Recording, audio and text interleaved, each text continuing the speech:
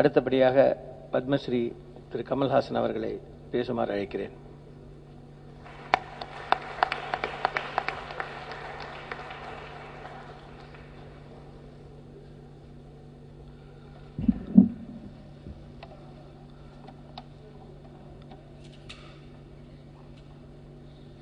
ஐயா நடிகர் திலகம் அவர்களே, ராஜேஸ்வரி அம்மா அவர்களே, மேடையில் வெற்றிருக்கும் பெரியோர்களே, வணக்கம். சரித்திரத்தில் எங்கள் முதலாளிகளின் பெயர்கள் பொறிக்கப்படும் பொழுது அங்கே நிற்பதில் நான் சந்தோஷம் அடைகிறேன். இந்த படங்கள் வாழ்க்கை குறிப்பு போட்டிருக்கும் பொழுது அங்கே வாழ்க்கை என்ற படத்திற்கு பிறகு குணசேகரன் என்ற ஒரு இளைஞன் நின்று கொண்டிருக்கிறார். அந்த திசையை நோக்கி கும்பிட்டு கொண்டிருக்கும் ஒரு குழந்தை நின்று கொண்டிருக்கிறது. அது என் வாழ்க்கையிலும் நிஜம். அந்த திசையை நோக்கி கும்பிட்டு கொண்டிருக்கும் குழந்தை நான், அன்றும் இன்றும். இந்த மேடையில் நான் வருவது எனது வாழ்க்கையை நான் திரும்பி பார்த்து கொள்வது போன்ற ஒரு சந்தோஷம். பெரிய முன்னோடிகளுக்கு நடக்கும் விழாவில் தேர் நகரும் பொழுது கூடவே நானும் நகர்ந்து திருவிழா கூட்டத்தில் கலந்து கொண்ட சந்தோஷம் எனக்கு. இந்த ஸ்டாம்ப், இது போன்ற ஃபர்ஸ்ட் டே கவர், இதெல்லாம் கொஞ்சம் விவரம் தெரிந்தவர்கள் செய்யும் வேலை. எனக்கு கொஞ்சம் இந்த ஸ்டாம்ப் எல்லாம் சின்ன குழந்தைல கொடுப்பாங்க, அதை வாங்கி கலெக்ட் பண்ணியிருக்கேன். இந்த ஃபர்ஸ்ட் டே கவர்லாம் தெரியாது. எனக்கு தெரிஞ்ச ஃபர்ஸ்ட் டே இவர் படம் ஆரம்பிக்கும் போது முதல் நாள் போய் பார்க்குற அந்த ஃபர்ஸ்ட் டே தான் தெரியும் எனக்கு. இன்னைக்கு அந்த ஃபர்ஸ்ட் டேயை பற்றி கவலைப்பட்டு கொண்டிருக்கிற ஒரு நடிகனாக தான் இருந்திருக்கிறேன். இதுதான் என் உலகம். இந்த உலகத்திற்கு ஒரு பெருமை சேர்கிறது என்னும் பொழுது இங்கே வந்து நிற்பது என் கடமையாகிறது. என்னை பற்றி ஒரு பெருமையாக குறிப்பிட்டார்கள். நடிகர் திலகத்தை பற்றி சொல்லும் பொழுது அதே மாதிரி சாயல் உள்ள என்பது போன்ற துவனி வரும்படி சொன்னார்கள். அந்த சாயல் வராதா என்ற ஏக்கத்தில் தான் நாங்கள் எங்கள் கலை வாழ்க்கையை ஆரம்பித்தோம். அதே ஏவிஎம் நிறுவனத்தின் குழந்தை நான். திரு எல்வி பிரசாதர் அவர்களுடனும் தொடர்புண்டு. சுப்பிரமணியம் அவர்கள் குடும்பத்துடன் எனக்கு கிட்டத்தட்ட உறவே வந்துவிட்டது என்று சொல்லலாம். நண்பர், சகோதரர் என்ற நிலைமைகளில் எனக்கும் தொடர்புண்டு. மற்றபடி இங்கே ரெண்டார்கை அவர்கள் சொன்னதும், தியேடார் பாஸ்கர் அவர்கள் சொன்ன இந்த சரித்திரத்தை வாய்விளக்கு கேட்டுக்கொண்டிருக்கும் ஒரு ரசிகனாகத்தான் என்னால் இங்கே இருக்க முடிந்தது. நடிகர் திலகம் அவர்கள் என் காதில் சொன்னார்கள், இதெல்லாம் நம்ம தெரிஞ்சிக்கவே இல்லை பாரு, இவங்களுக்கு தெரிஞ்சிருக்கு. சினிமாவை பற்றி தெரியாதவங்க, சினிமா தொழிலில் இல்லாதவங்களுக்கு நிறையா சினிமாவை பற்றி தெரிஞ்சிருக்கு. சினிமா தொழிலில் இருக்கிற நமக்கு தெரியல என்னாரு. இதுக்கு தான் நிறையா படிக்கணுங்கிறது அப்படின்னாரு. அவர் தன்னை பற்றி சொல்லிக்கிறாரா இல்லை என்னை குற்றம் சொல்லுகிறார்களா என்று தெரியவில்லை. இதுக்கு தான் படிக்கணும். இனிமே எனக்கும் கொஞ்சம் லேட்டு தான் தோணுது. நானும் சரியாக படிக்கலை. ஆனால் பள்ளிக்கூடத்தில் தான் படிக்கலை. இங்கெல்லாம் நிறைய இவர் டயலாகெல்லாம் மனப்பாடமாக சொல்லுவேன். அதே திரு எல்வி பிரசாத் அவர்கள் இயக்கிய படத்தின் டயலாகும் ஏவிஎம் பராசக்தி டயலாகும் மனப்பாடம். அதுதான் கேட் பாஸ் எல்லா நடிகர்களுக்கும் அந்த காலத்தில். அந்த கேட் பாஸை வைத்துத்தான் நான் நுழைந்தேன். சின்ன பிள்ளையா இருக்கும்போது அவருக்கே அவருடைய வசனங்களை பேசி அவரை அவமானப்படுத்தி இருக்கிறேன். குழந்தை என்பதனால் மன்னிக்கப்பட்டேன். இந்த விழாவில் கலந்து கொண்டு சரித்திரத்தில் ஒரு மூலையில் ஓட்டிக் கொண்டிருக்கும் சந்தோஷத்துடன் நான் விடைபெறுகிறேன். வணக்கம். தேங்க்யூ ஸ்ரீ கமல்ஹாசன். அடுத்தபடியாக ஷெவாலியர் டாக்டர் சிவாஜி அவர்களை பேசுமாறு அழைக்கிறேன்.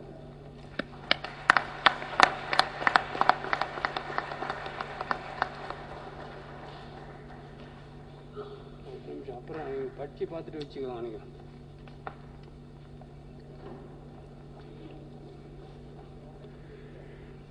சினிமா கலை உலகத்தின் நான் பிறந்த இடமான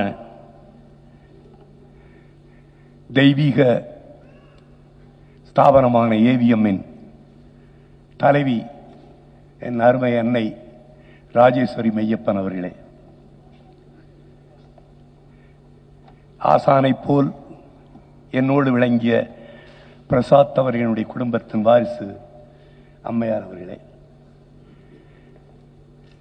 மாபெரும் மனிதர், மாபெரும் இயக்குனர், மாபெரும் கலைஞர்களை தமிழகத்திலே அறிமுகப்படுத்திய அருமை அண்ணா சுப்பிரமணியம் அவர்களின் திருக்குமாரி என் அருமை கண்மணி டாக்டர் பத்மா சுப்பிரமணியம் அவர்களே,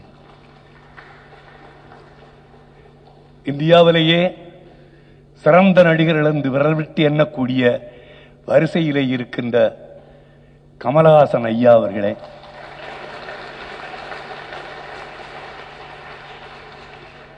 மேடையிலே என்னால் சுலபமாக பேர் சொல்ல தெரியாமல் அமர்ந்திருக்கின்ற மாபெரும் பெரியோர்களே, மேதைகளே, என் உயிரினும் மேலான தமிழ் பெருங்குடி மக்களே, உங்கள் அனைவருடைய பொற்பாத கமலங்களுக்கும் என்னுடைய பணிவான வணக்கம் உரித்தாகட்டும்.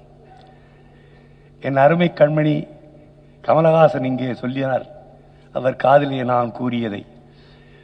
காதிலே கூறிய ரகசியத்தை வெளியே சொல்லக்கூடாது என்பதுதான் பொருள். ஆனால் இந்த பயனை நம்பி இனிமேல் எந்த ரகசியத்தையும் சொல்லக்கூடாது. சினிமாவிலே இருக்கின்ற நமக்கு தெரிந்த விஷயங்களை விட சினிமாவிலே சம்பந்தப்பட்ட ஏதோ ஒரு வகையில் சம்பந்தப்பட்டிருந்தாலும் வெளியிலே இருக்கின்ற மாபெரும் பெரியோர்களுக்குத்தான் இதை பற்றி அதிகமாக தெரிந்திருக்கிறது என்று நான் அவரிடம் சொன்னேன். உதாரணமாக, எங்கோ புதைந்திருக்கின்ற மாபெரும் மேதைகள் எல்லாம் எடுத்து வந்து மேடையிலே உங்களுக்கு முன்னால் சமர்ப்பித்திருக்கிறானே இந்த அருமை பையன் மோகன் அவர்கள். யார் செய்வார்கள்? கலை உலகத்தில் இருக்கிறவர்கள் செய்வார்களா? இவன் கலை உலகத்துக்கு நேற்றுத்தான் வந்தான். அவருக்கு இவ்வளவு விஷயம் தெரிந்திருக்கிறது, யாரை எப்படி இப்படி கொண்டு வர வேண்டும் என்பது. அதற்காகத்தான் சொன்னேன் கமலஹாசனிடம், நாமும் கொஞ்சம் படித்திருந்தால் நன்றாக இருக்குமே என்று. அவரை சொல்லவில்லை, என்னைத்தான் சொன்னேன். அவன் படித்தவன் என்று எனக்கு தெரியும், நான் படிக்காதன் என்பதும் அவனுக்கு தெரியும். ஐயா அவர்கள் பேசினார், பல விஷயத்தை ஐயா அவர்கள் குறிப்பிட்டார்கள். ராஜா சாண்டு அவர்களை பற்றி, கலை உலகத்தை பற்றி, ஏவிஎம் அவர்களை பற்றி, எவ்வளவு மாபெரும் கலைஞர்களை எல்லாம் கொண்டு வந்தார் என்பதை பற்றி எல்லோரும் சொன்னார்கள். எனக்கு இவர்கள் சொல்ல சொல்ல இதெல்லாம் எனக்கு மெசேஜ் ஆகி ஒரு செய்தியாகத்தான் தெரிகிறது. அதைவிட அதற்கு பின்னால் பேசி ஐயா அவர்கள் இந்திய வரலாற்றின், சினிமாவின் வரலாற்றையும், குறிப்பாக தமிழகத்தின் வரலாற்றை, கலை உலகத்தின் வரலாற்றை, குறிப்பாக சினிமா உலகத்தின் வரலாற்றை மிக அழகாக சொன்னார்கள். நீங்கள் ஓய்வு நேரத்தில் எங்களோடு சற்று அமருங்கள், உங்களிடம் நாங்கள் தெரிந்து கொள்கிறோம். தெரிந்து கொண்டு வெளியே போய் பேசலாம் அல்லவா, எங்களுக்கே தெரிந்த விஷயம் என்று. அதற்காக இப்படி ஒரு மாபெரும் விழாவிலே ஐயா போஸ்ட் மாஸ்டர் அவர்களை எல்லாம் அழைத்து இங்கே ஒரு ஸ்டாம்பை போட வச்சு இதெல்லாம் பெருசு பண்ணி, நீங்கள்லாம் இவ்வளவு நேரம் உட்கார்ந்துருக்குங்கிறது எனக்கு தெரியும். ஏன்னா அந்த போஸ்ட் போட்டு வந்து இதை ஸ்டாம்ப் போட்டவங்களோட பெரிய மனுஷர்கள், நீங்களாம் அவங்களுக்கு வேண்டியவங்க, அவங்க மேலே மரியாதை வச்சுருக்கவங்க, அதனால தான் உட்காந்துருக்கீங்க. இல்லாட்டி போனால் எல்லோரும் போனதுக்கப்புறம் தான் என்ன பேச சொல்லுவாங்க. இன்னைக்கு என்னமோ தெய்வாதீனமாக நீங்கள் இருக்கீங்க, ரொம்ப சந்தோஷம் நீங்கள் இருந்ததுக்காக.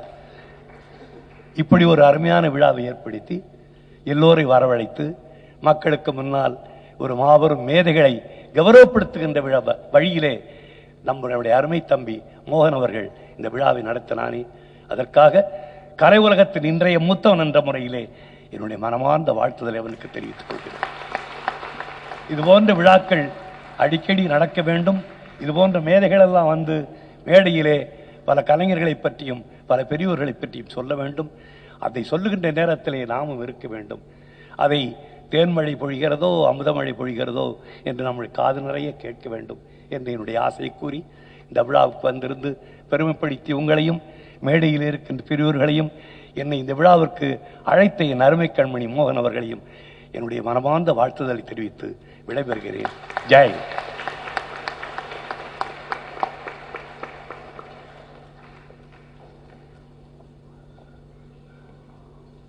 நன்றி.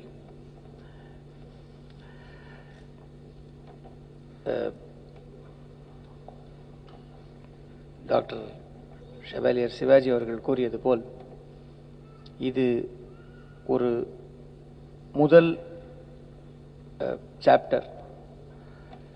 இத்துடன் முன்னோடிகளை கௌரவிப்பதை சவுத் இந்தியன் ஃபிலட்டலிஸ்ட் அசோசியேஷன் முடிக்கவில்லை. பிள்ளையார் சுழி என்று கூறலாம். அடுத்த கட்டம் எல்லாம் அமைந்து திரு மேனன் அவர்களின் அனுமதி கிடைத்தால் 1950 ஏவிஎம் ஸ்டுடியோவில் தற்போது உள்ள புரோகிராம் ஆபீஸ் இருக்கும் இடத்துக்கு முன்னால் ஒரு இளம் நடிகர் சக்சஸ் என்று கூறி தனது கலைப்பாதையை தொடர்ந்தார். இந்த ஆண்டு செப்டம்பர் மாதம் 50 ஆண்டுகள் பூர்த்தி அடைகின்றது.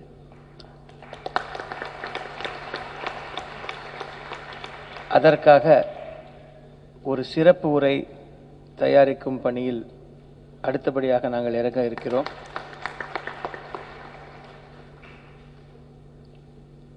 அது மட்டுமல்லாமல் பல மேதைகள் திரு எஸ்.எஸ். வாசன், திரு டி.ஆர். சுந்தரம் போன்றவர்களையும் அடுத்த ஆண்டு கௌரவிக்க இருக்கிறோம். இதில் குறிப்பிடத்தக்க ஒரு விஷயத்தை ஐயா அவர்கள் பெரிய மனதை எடுத்து காட்டுகிறது. இந்த ராஜா, சாண்டோ, நடராஜ முதலியார், பிரகாஷ் மற்றும் நாராயணன் அவர்களின் அந்த சிறப்பு உரை செய்யும் அனைத்து செலவுகளையும் ஷெவாலியர் டாக்டர் சிவாஜி அவர்களே ஏற்றிருக்கிறார்.